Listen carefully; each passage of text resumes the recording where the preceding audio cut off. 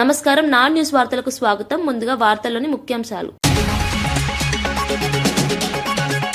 సర్వేపల్లిలో ఘనంగా నారా లోకేష్ జన్మదిన వేడుకలు.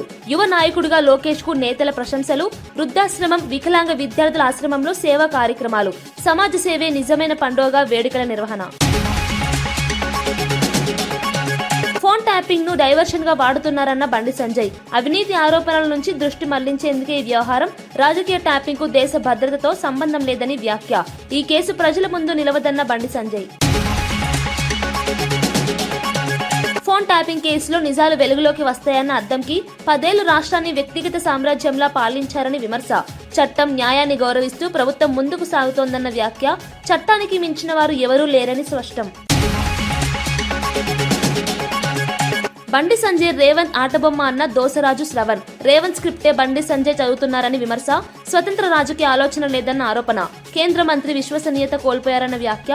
తప్పుడు ఆరోపణలను ప్రజలు నమ్మరన్న హితవు. గన్ లైసెన్స్ రెన్యూవల్ నిరాకరణపై జేసీ ఆగ్రహం. ప్రజాప్రతినిధులను అవమానించే ధోరణి అన్న విమర్శ. ప్రతీకార రాజకీయాలకు పాల్పడితే ప్రజలే సమాధానం చెబుతున్నారని వ్యాఖ్య. ప్రభుత్వం చట్టబద్ధంగా వ్యవహరించాలని డిమాండ్.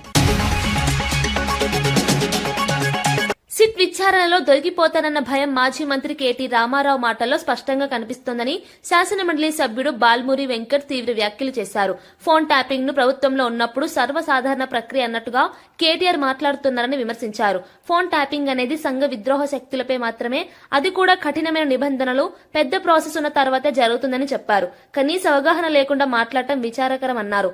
ఇంత నీచ స్థాయికి దిగజారిపోయి చేసిన తప్పులను సమర్థించుకోవడం బీఆర్ఎస్ నాయకులకే చెల్లిందని మండిపడ్డారు. చట్టాన్ని, రాజ్యాంగాన్ని గౌరవించే ప్రభుత్వంగా కాంగ్రెస్ నిజాలను బయటకు తీసుకొస్తుందని స్పష్టం చేశారు. సిట్ విచారణలో అన్ని వాస్తవాలు ప్రజల ముందుకు వస్తాయని ధీమా వ్యక్తం చేశారు. సిట్ విచారణ కాకముందే 100% విచారణలో దొరికిపోతా అనే ఒక భయం కేటీఆర్ మాటల్లో చాలా స్పష్టంగా అర్థమవుతుంది. ఏదైతే నువ్వు మాట్లాడుతున్న సందర్భాల్లో ఇది సర్వసాధారణము. ప్రతిపక్ష నాయకుల ఫోన్ ట్యాపులు చేస్తారు. ఏదైతే రాజకీయంలో ఉన్నప్పుడు, అధికారంలో ఉన్నప్పుడు ఇదేదో రెగ్యులర్ ప్రొసీజర్ గా చెప్పే ప్రయత్నం చేస్తున్నావు. అండ్ రేపు పొద్దున కూడా దొరికినా కూడా నేను ముందే చెప్పినా కదా అనే విధంగా నీ యొక్క ప్రసంగం ఉన్నట్టు చాలా స్పష్టంగా అర్థమవుతుంది. కేటీఆర్ ఇంత చదువుకున్నా అంత చదువుకున్నా అని మాట్లాడతావు. కనీసము సోయి లేదు. ఫోన్ ట్యాపింగ్ అనేది దేశ విద్రోహ శక్తులది, అంటే దేశ సంఘ విద్రోహ శక్తులది.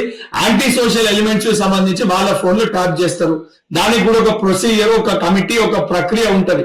గతంలో ఇదే రకంగా కర్ణాటకకి సంబంధించిన ఒక ముఖ్యమంత్రి 1988లో హెగ్డే అనే ఒక ముఖ్యమంత్రి ఆ రోజు ఇదే రకంగా ఫోన్ ట్యాపింగ్ కార్యకలాపాలు చేపడితే తర్వాత ఆయన ముఖ్యమంత్రి పదవికి రాజీనామా చేయాల్సి వచ్చింది. సోయి లేకుండా, సిగ్గు లేకుండా ఈరోజు అంగీకరించే విధంగా మాట్లాడుతున్నావు. నువ్వు ఎన్ని నాటకాలు ఆడినా, ఎన్ని డ్రామాలు ఆడినా, మీరు 10 ఏళ్ళ అధికారంలో ఉన్నప్పుడు నీచానికి దిగజారిపోయి ఇద్దరు వ్యక్తుల మధ్యలో సంభాషణ విని మీ రాజకీయ స్వార్థ ప్రయోజనాల కోసం ఎంతో మంది జీవితాలను నాశనం చేసిర్రు, ఎంతో మంది జీవితాలను నాశనం చేసిర్రు. ఎట్టి పరిస్థితుల తప్పనిసరిగా మీ యొక్క గుడ్డలు ఊడతాయి. తెలంగాణ సమాజం ముందు నిజాలన్నీ కూడా బట్టబయలైతాయి. మీకు జైలు శిక్ష తప్పదని చెప్పి కృష్ణా, గోదావరి నదుల సాక్షిగా తెలంగాణ నీటి హక్కుల కోసం ఏ పోరాటానికైనా సిద్దమని మంత్రి ఉత్తమ్ కుమార్ రెడ్డి స్పష్టం చేశారు. రాష్ట్ర హక్కుల విషయంలో ఒక్క నీటి చుక్క కూడా వదులుకునే ప్రసక్తి లేదన్నారు. దేశంలో ఎక్కడా లేని విధంగా 85% జనాభాకు ఉచితంగా సన్నబియ్యం అందిస్తున్నామని తెలిపారు.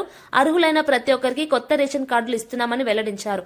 మరోవైపు దేశంలోనే అత్యధికంగా 71.7 లక్షల మెట్రిక్ టన్నుల వరి ధాన్యాన్ని రాష్ట్ర ప్రభుత్వం కొనుగోలు చేస్తుందన్నారు. ఇది రైతుల పక్షాన కాంగ్రెస్ ప్రభుత్వం నిలబడుతున్న దానికి నిదర్శనమన్నారు. వ్యవసాయం, ఆహార భద్రత, సంక్షేమం అన్నింటినీ సమతుల్యంగా ముందుకు తీసుకెళ్తున్నామని చెప్పారు. రాష్ట్ర ప్రయోజనాల కోసం అవసరమైతే న్యాయ పోరాటాలకు కూడా వెనుకాడమన్నారు. స్వతంత్ర భారతదేశంలో 29 రాష్ట్రాల్లో ఎన్నడూ ఎక్కడా పండని వరి పంట తెలంగాణ రాష్ట్రంలో ఇప్పుడు వరి పంట పండుతున్న విషయాన్ని మనం చేస్తున్నాం. ఈ ఖరీఫ్ పంటలో 148 లక్షల మెట్రిక్ టన్నుల వరి పంట పండిన ఘనత మరి మన కాంగ్రెస్ ప్రభుత్వాన్ని, మన ముఖ్యమంత్రిది, మన వ్యవసాయ మంత్రి అని చెప్పి మనం చేస్తున్నాం. స్వతంత్ర భారతదేశంలో 29 రాష్ట్రాల్లో ఎక్కడ కూడా ఒక్క పంటలో 71 లక్షల మెట్రిక్ టన్నుల వరి ధాన్యం ఏ ప్రభుత్వం కొనుగోలు చేయలేదు. మన కాంగ్రెస్ ప్రభుత్వం, నేను సివిల్ సప్లైస్ మంత్రిగా ఒక రికార్డు స్థాయిలో 15 లక్షల మంది రైతుల నుంచి 71.7 లక్షల మెట్రిక్ టన్ల వరి ధాన్యం కొన్న ఘనత 19,000 కోట్ల రూపాయలు ఈ ఖరీఫ్ పంటలో ఎంఎస్పీగా బోనస్గా ఇచ్చిన ఘనత మన కాంగ్రెస్ పార్టీదని చెప్పి నేను మనవి చేస్తున్నా. ఉద్యమకారుడు పార్టీ సీనియర్ నాయకుడి కుటుంబానికి బీఆర్ఎస్ అధినేత కె చంద్రశేఖరరావు అండగా నిలిచారు. 2 ఏళ్ల క్రితం అనారోగ్యంతో మృతి చెందిన బీఆర్ఎస్ సీనియర్ నాయకుడు, తెలంగాణ ఉద్యమకారుడు, ములుగు జిల్లా పరిషత్ మాజీ చైర్మన్ కుసుమ జగదీష్ కుటుంబానికి ఆయన భరోసా ఇచ్చారు. జగదీష్ కుమార్తె సుకీర్తి మెడిసిన్ చదవాలనే ఆశయాన్ని తెలుసుకున్న కేటీఆర్ ఆమె విద్య కోసం అవసరమైన ఫీజును చెక్ రూపంలో అందజేశారు. ఉద్యమ సమయంలో ప్రాణాలను సైతం లెక్క చేయకుండా పోరాడిన నాయకుల కుటుంబాలను పార్టీ ఎప్పటికీ వదలదని ఆయన సందేశమన్నారు. ఈ ఘటన బీఆర్ఎస్ లో మానవీయ విలువలకు ఉన్న ప్రాధాన్యాన్ని చాటుతోందని పార్టీ శ్రేణులు వ్యాఖ్యానిస్తున్నాయి. ఉద్యమకారుల త్యాగాలను గుర్తించి గౌరవించడమే పార్టీ విధానమని తెలిపారు.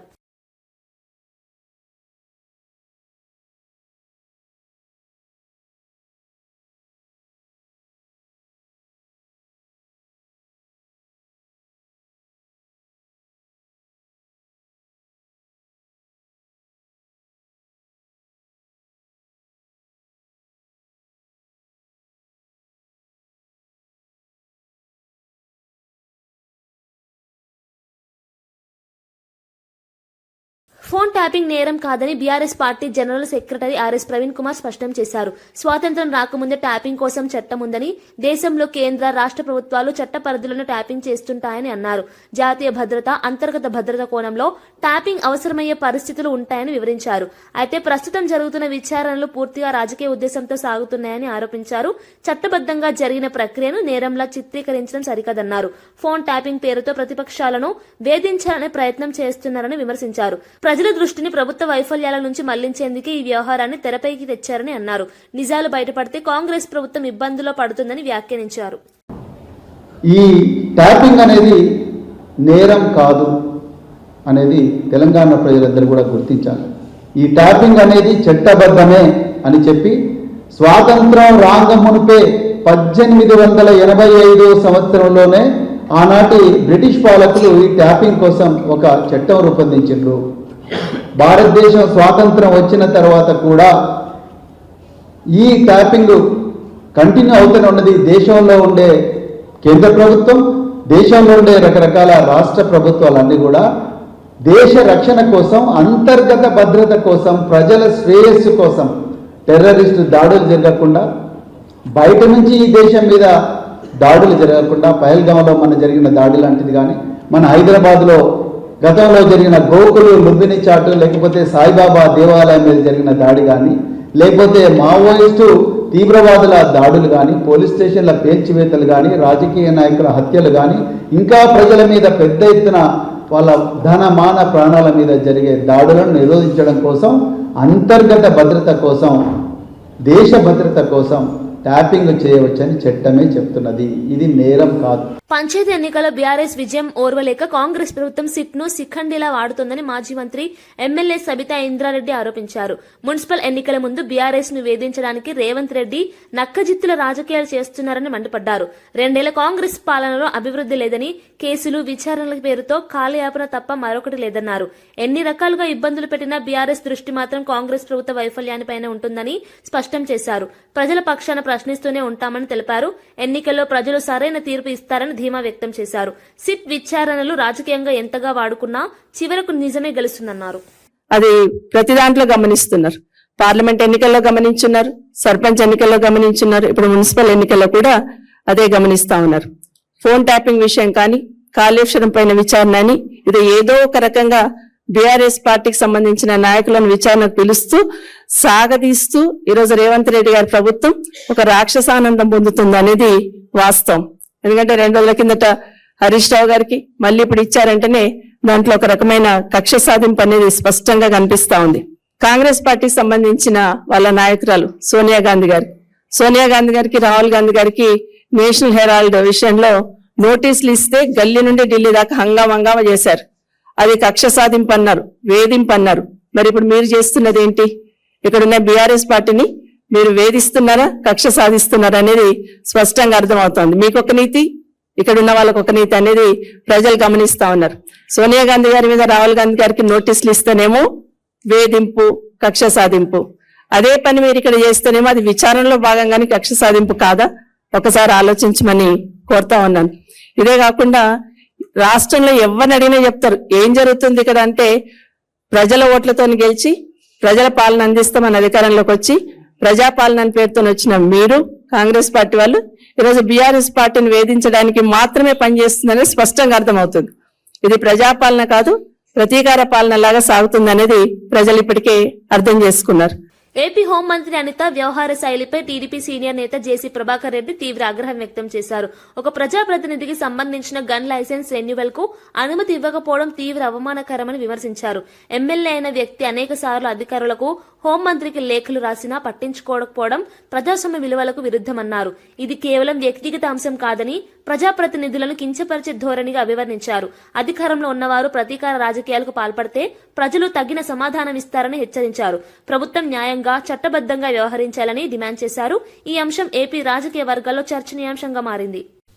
ఇది హోమ్ మినిస్టర్ చెప్తున్నా, ఇక్కడి నుంచి మీకు 8 సార్లు లెటర్ రాసిన, it's insult for me, not to my government, not to my government, insult for MLA for not renewing a gun license of MLA. I'm sorry, ఎవరైనా బాధపడచ్చేమో, మాకు ఉంటాయి కొన్ని బాధలు, మా సొంతాన్ని. అనితమ్మా, అనితమ్మా, మరి నాది తప్పు, నీది తప్పు, పోలీసులు తప్పు నాకు తెలియదు. But it is an insult for MLA.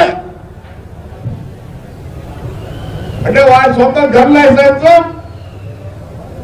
Renew చేసుకునే పరిస్థితి నాకేం బాధ కాదు. నా పరిస్థితి ఏంటంటే, నా కార్యకర్త పరిస్థితి ఏంటి? కాంగ్రెస్ ప్రభుత్వం పాలనను గాలికి వదిలేసి బీఆర్ఎస్ నేతలపై అక్రమ కేసులు పెడుతోందని ఎమ్మెల్సీ దేశపతి శ్రీనివాస్ ఆరోపించారు. మున్సిపల్ ఎన్నికలు కాంగ్రెస్ పార్టీకి గెలిచే అవకాశాలు లేవనే భయంతోనే ఈ తరహా రాజకీయాలు చేస్తున్నారని విమర్శించారు. బీఆర్ఎస్ నేతలు ప్రచారం చేయకుండా అడ్డుకోవాలనే ఉద్దేశంతో సిట్ నోటీసులు పంపించి రాజకీయ విషపు క్రీడకు తెరలేపుతున్నారని మండిపడ్డారు. ప్రజా సమస్యలపై దృష్టి పెట్టకుండా ప్రతిపక్షాలను వేధించడమే కాంగ్రెస్ లక్ష్యంగా పెట్టుకుందన్నారు. ఎన్నికల్లో ప్రజలు తగిన తీర్పు ఇస్తారని ధీమా వ్యక్తం చేశారు. బీఆర్ఎస్ పార్టీ దమనకాండకు భయపడదని, ప్రజల మధ్య ఉంటూ పోరాటం కొనసాగిస్తామని స్పష్టం చేశారు. వాటికి ఏమాత్రం శాంటిటీ లేదు. ఈడీ, సిబిఐల పరువు మోదీ ఎట్లా తీశారో రేవంత్ రెడ్డి కూడా సిట్లు అనే వాటికి అర్థం లేకుండా చేసినాడు. విచారణ సంస్థలు పూర్తిగా స్వతంత్రం కోల్పోయాయి. ముఖ్యమంత్రి గారు రాసిచ్చిన స్క్రిప్ట్ ప్రకారం ఆయన దావోస్ లో ఉన్నాడు, కానీ మెదళ్ళు ఇంకా దయ్యాలే పనిచేస్తున్నాయి. ఆయన బ్రెయిన్ డెవిల్స్ వర్క్ షాప్, ఎప్పుడు ఆ డెవిల్స్ పనిచేస్తూనే ఉంటాయి. ప్రతిపక్ష నేతలను స్టేషన్లో పిలిపించి వేధించడం ఇప్పుడు ఈ సిట్ల పరమార్థంగా మారింది. నిజంగా ప్రభుత్వానికి నిజాయితీ ఉంటే ఇవాళ 1000 కోట్ల కుంభకోణం జరిగిందని సాక్ష్యాధారాలతో సహా ముందు పెడితే దాని మీద సిట్ ఎందుకు వేరు, దాని మీద కమిషన్లు ఎందుకు వేరు, దాని మీద విచారణలు ఎందుకు ఉండేవి? ఎంతసేపు బీఆర్ఎస్ నాయకుల మీదేనా సిట్లు? మీరే టెండర్లు రద్దు చేశారు కదా, టెండర్లు రద్దు చేశారంటే మీరు ఒప్పుకున్నారు కదా. ఆ ఆంధ్రజ్యోతి ఆయన రాసినటువంటి రాతల మీద ఎందుకు సిట్ వేయరు? ఎన్టీవీలో వచ్చిన వాటి మీద ఎందుకు సిట్లు ఉండవు? సిట్లు కేవలం వేధించడానికే ఉంటాయా? ప్రతిపక్ష నాయకులు వేధించడం కోసమేనా? వేయండి, ఆంధ్రజ్యోతి మీద కూడా సిట్ వేయండి ధైర్యం ఉంటే. లేదా మన ఆ శోధ ఏజెన్సీకి టెండర్ ఎట్లా వచ్చిందో దాని మీద సిట్ వేయండి. ముఖ్యమంత్రి గారు బామ్మర్దికి ఎట్లా దక్కుతాయి? సైట్ విజిటింగ్ అనేటువంటి ఒక నిబంధన, తప్పుడు నిబంధన, చరిత్రలో ఎన్నెల్లేని నిబంధన పెట్టి దానికి సంస్థ సర్టిఫికెట్ ఇవ్వాలనే ఒక దొంగ నిబంధన పెట్టి అస్మదీయులకు మీరు టెండర్లు దాఖలు చేస్తున్నారు అన్నదానికి నిదర్శనాలు ఇవాళ కనబడుతుంది. దాని మీద సిట్ ఎందుకు ఉండదు? అంటే కేవలం కేటీఆర్ గారిని, హరీష్ రావు గారిని. మేడారం జాతర ప్రాంతంలో ప్రమాదం చోటు చేసుకుంది. హరిత హోటల్ సమీపంలో కొద్ది రోజుల కిందట ఏర్పాటు చేసిన భారీ స్క్రీన్ హోర్డింగ్ అకస్మాత్తుగా కూలి 2 భక్తులు గాయపడ్డారు. జాతరకు భక్తుల రద్దీ తక్కువగా ఉన్న సమయంలో హోర్డింగ్ కూలడంతో పెను ప్రమాదం తప్పిందని అధికారులు తెలిపారు. గాయపడిన భక్తులను వెంటనే ఆసుపత్రికి తరలించారు.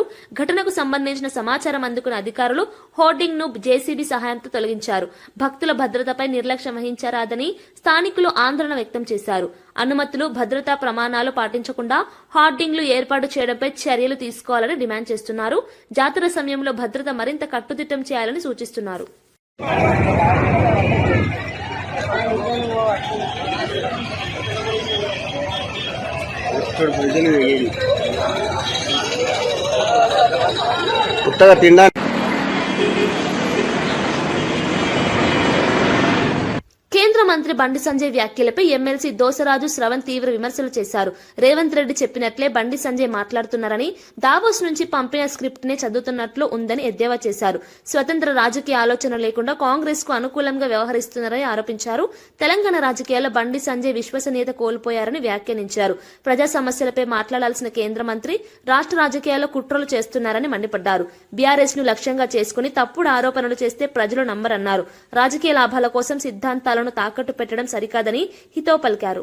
వారు మాట్లాడిన ప్రతి మాట రేవంత్ రెడ్డి దావోస్ కెళ్ళి రాసి పంపించిండా అన్నట్టు అనిపిస్తుంది. లేదు, రేవంత్ రెడ్డికి సంబంధించిన మీడియా పెద్దలు ఎవరైనా సీఎం ఆఫీస్ లో కూర్చోనో లేకపోతే రాసిస్తే అదే మాటలు, ఇవే మాటలు గాంధీ భవన్ లో కూర్చొని మాట్లాడుతున్నారు. ఇదే మాటలు రేవంత్ రెడ్డి చెంచా ఛానల్ ఏమనుంటే వాళ్ళు అవే, మీడియా సంస్థలు ఏమంటే అవే ప్రచారం చేస్తూ ఉన్నాయి.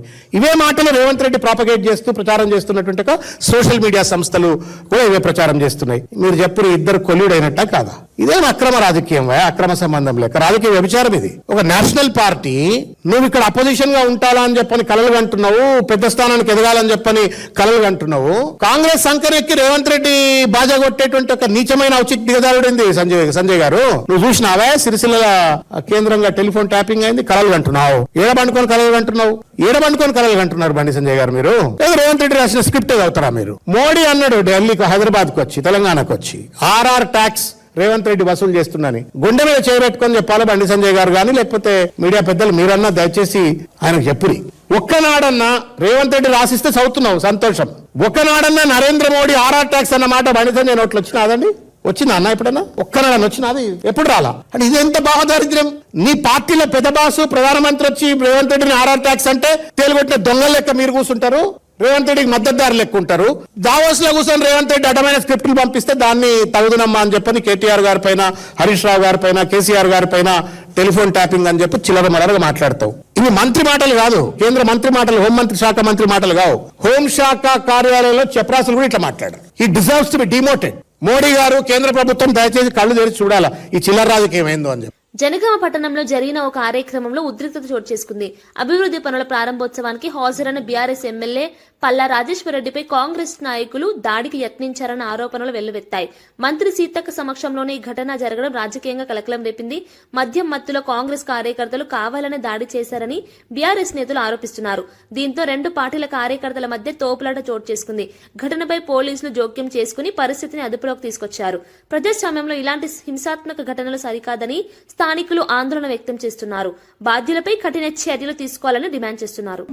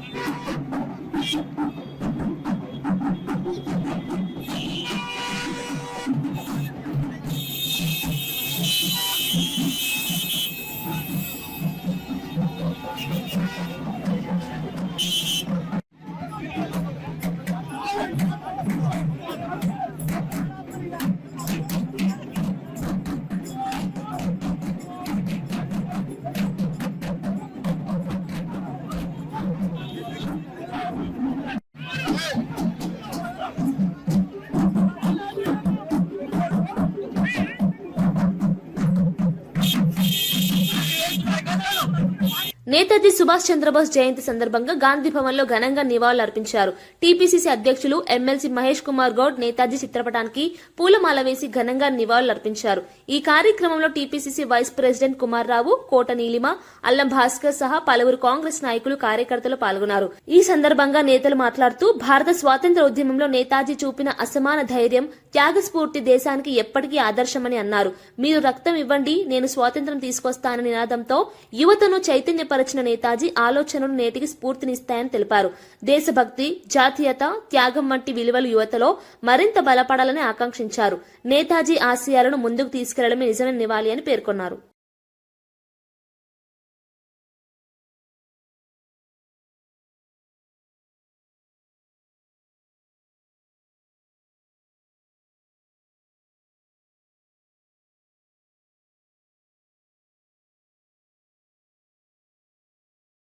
ఫోన్ ట్యాపింగ్ అంశంలో నిజాలు తప్పకుండా వెలుగులోకి వస్తాయని ఎమ్మెల్సీ అద్దంకి దయాకర్ స్పష్టం చేశారు. తెలంగాణ ఉద్యమం పేరుతో ప్రజలను మోసం చేసి 10 ఏళ్లు రాష్ట్రాన్ని వ్యక్తిగత సామ్రాజ్యంలా పాలించిన వారే ఇప్పుడు నీతులు మాట్లాడుతున్నారని విమర్శించారు. గత ప్రభుత్వ హయాంలో రాజ్యాంగాన్ని ఇష్టానుసారంగా ఉపయోగించుకున్నారని ఆరోపించారు. ప్రస్తుత ప్రభుత్వం చట్టం, న్యాయాన్ని గౌరవిస్తూ ముందుకు సాగుతోందని చెప్పారు. ఫోన్ ట్యాపింగ్ వంటి తీవ్రమైన అంశంలో ఎలాంటి రాజకీయ ఒత్తిళ్లకు తావివ్వకుండా పూర్తి స్థాయి విచారణ జరుగుతుందని తెలిపారు. బీఆర్ఎస్ నేతలు చేసిన తప్పుల నుంచి తప్పించుకోవడానికే ప్రజలను తప్పుదో పట్టించే ప్రయత్నాలు చేస్తున్నారని మండిపడ్డారు. తెలంగాణ ప్రజలు అన్నింటినీ గమనిస్తున్నారని, చట్టానికి మించిన వారు ఎవరూ లేరని అద్దంకి దయాకర్ స్పష్టం చేశారు. ఈ వ్యవహారం రాజకీయంగా మరింత వేడెక్కే అవకాశాలున్నాయని వ్యాఖ్యానించారు. బయటకు వచ్చి ఇద్దరు బావబామార్దుల ఏషాలు చూడాల్సి వస్తుంది. ఇంకా మీరు తప్పితే మిమ్మల్ని ప్రొటెక్ట్ చేసుకునే ఒక నాయకుడు లేడు మీ పార్టీలో. దరిద్రులారా, ప్రభుత్వ ఉద్యమ కాలంలో ఉద్యమాలు అందరు చేస్తే మీరే దాన్ని ఎన్కాష్ చేసుకుంటారు. మేము సిట్ అయినా ఏ న్యాయ విచారణ చేస్తాం. కేసీఆర్ మాదిరిగా కేసీఆర్ రాజ్యాంగాన్ని అమలు చేసే ప్రభుత్వం కాదు మా అధిష్టానమైన మా ముఖ్యమంత్రి గారు అయినా సరే. కోదండరామ్ గారిని, ఉద్యమకారుణ్ణి తలుపులు బద్దలు కొట్టి ఏ విధంగా అరెస్ట్ చేసినారో మేము చూసి, మందకృష్ణ మాదిరిగా ఒక సామాజిక ఉద్యమకారుణ్ణి ఎన్నిసార్లు అరెస్ట్ చేసి జైల్లో పెట్టిండ్రు. మీరు ఏ ప్రభుత్వం కూడా డేర్ చేయలే. మాలాంటి వాళ్ళు మురళీ ముదిరాజ్ చనిపోతే తీసుకుపోయి నేరుగా పోలీస్ స్టేషన్ నుంచి జైలుకు పంపించిండ్రు. మరి అట్లా చేయాలన్నా?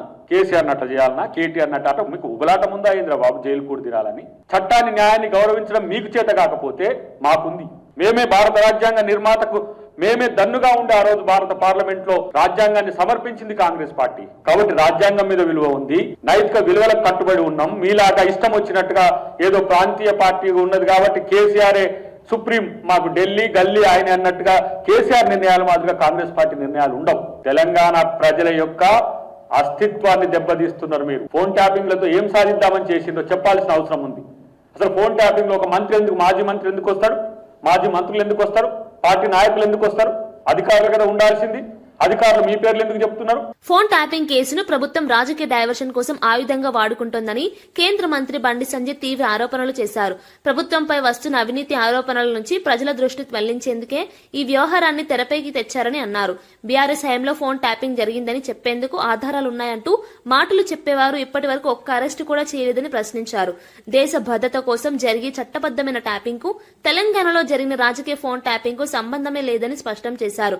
మావోయిస్టుల పేరుతో రాజకీయ నేతలు, న్యాయమూర్తుల ఫోన్లు ట్యాప్ చేశారని ఆరోపించారు. వేల కోట్ల లావాదేవీలు జరిగినట్టు ఆరోపణలు ఉన్నప్పటికీ విచారణలో జాప్యం జరుగుతోందని విమర్శించారు. ఈ వ్యవహారం ప్రజల ముందు నిజంగా నిలబడదని బండి సంజయ్ వ్యాఖ్యానించారు. చేసే ప్రయత్నం చేస్తుంది మాత్రం స్పష్టంగా చెప్పగలుగుతాం. మేము కేటీఆర్ అనే వ్యక్తి గుండె మీద చేసుకుని నువ్వు మీ అయ్యే ప్రమాణం చేయి, నేను చాలా సార్లు ప్రమాణం చేయమని చెప్పాను. ఎందుకంటే ఆయన దేవుడు నమ్మడు. నువ్వు ఫోన్ ట్యాప్ చేయలేదు అని నువ్వు అంటే ఎవరు నమ్మరు. సిరిసిల్ల కేంద్రంగా చేసింది ఆయనే. కేసీఆర్ కుటుంబాన్ని అరెస్ట్ చేసే దమ్ము ఈ ప్రభుత్వానికి లేదు. దేశ భద్రతకును తెలంగాణ ఫోన్ ట్యాపింగ్ కు సంబంధం లేదు. అవు తెలంగాణ రాష్ట్రంలోనే ఏ రాష్ట్రంలో కానీ తీవ్రవాదుల విషయంలో, టెర్రరిస్టుల విషయంలో కొంతమంది ఫోన్ ట్యాప్ చేస్తారు, వాస్తవం. అది దేశ భద్రత విషయంలో. నువ్వేం చేసినావు? నువ్వు మావోయిస్టుల లిస్టులో మా పేర్లు పెట్టి మా ఫోన్ ట్యాప్ చేసిన బయటపడ్డది కదా. నాకు అధికారులు అడిగారు, సిట్ అధికారులు అడిగారు. మావోయిస్టు లిస్టుల జడ్జిల పేరు పెట్టినావు, మావోయిస్టు లిస్టుల సినిమా హీరోయిన్ల ఫోన్లు పెట్టినావు, మావోయిస్టు లిస్టుల వ్యాపారవేత్తల ఫోన్లు పెట్టినావు, నెంబర్లు పెట్టినావు. నీ చేసిన అక్రమ దందాకు దేశ భద్రతకు ముడి పెట్టకు. నువ్వు దేశవ్యాప్తంగా ఏ రాష్ట్రంలోనైనా, ఇలా కేసీఆర్ కొడుకు అంటుండు కదా, దేశవ్యాప్తంగా ఏ రాష్ట్రంలోనైనా మా ఫోన్ ట్యాప్ చేసిందని చెప్పి ఎక్కడ ఏ రాష్ట్రంలో చర్చ జరిగిందా? తెలంగాణ రాష్ట్రంలో ఎందుకు జరుగుతున్నది? నెల్లూరు జిల్లా సర్వేపల్లి నియోజకవర్గంలో నారా లోకేష్ జన్మదిన వేడుకలు ఘనంగా నిర్వహించారు. ఈ సందర్భంగా టీడీపీ సీనియర్ నేత గుమ్మడి రాజా యాదవ్ మాట్లాడుతూ ఏ శాఖను చేపట్టినా ఆ శాఖకు వన్నె తెచ్చే నాయకుడు నారా లోకేష్ అని కొనియాడారు. తాత ఎన్టీఆర్ ఆశయాలను ఆచరణలో పెట్టుతూ చంద్రబాబు విజనరీ విధానాలను ముందుకు తీసుకెళ్తున్న యువ నాయకుడిగా లోకేష్ నిలిచారని అన్నారు. జన్మదినోత్సవాన్ని పురస్కరించుకుని గొలుగుమూడి గ్రామంలోని విశాలాక్షి వృద్ధుల ఆశ్రమంలో వృద్ధులతో కలిసి కేక్ కట్ చేసి పండ్లు పంపిణీ చేశారు. అనంతరం వెంకటాచలం మండలంలోని మానసిక వికలాంగ విద్యార్థుల ఆశ్రమంలో అన్నదాన కార్యక్రమం నిర్వహించారు. సమాజ సేవే నిజమైన పండుగ అనే విధంగా వేడుకలు సాగాయి. సర్వేపల్లి ప్రజల ఆశీస్సులు నారా లోకేష్ కు ఎల్లప్పుడూ ఉంటాయని నేతలు ఆకాంక్షించారు.